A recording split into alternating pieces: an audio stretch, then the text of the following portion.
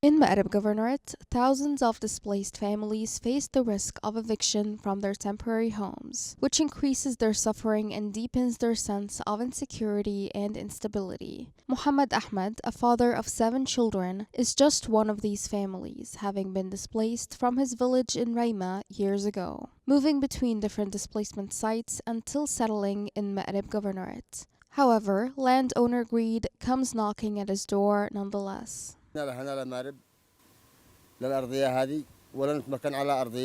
We fled to Ma'rib, and I constantly receive warnings from the landowner to vacate the tent under the pretext of needing his land. But I have no other destination and cannot afford the cost of moving. International and local organizations have paid no heed to our suffering. Muhammad is one of thousands of displaced people who face an unknown fate, living under constant threat of eviction from their homes and camps. Here in Jawan Nasim camp, located northeast of Ma'rib city, we see the remains of the homes of displaced people who were forced to leave this land after repeated threats, bearing the costs and hardship of moving in search of a safe shelter.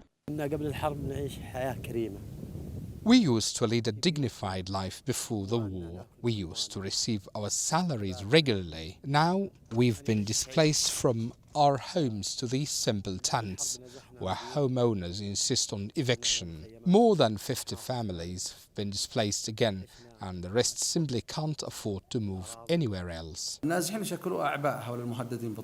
People who've been displaced require immediate assistance as well as housing.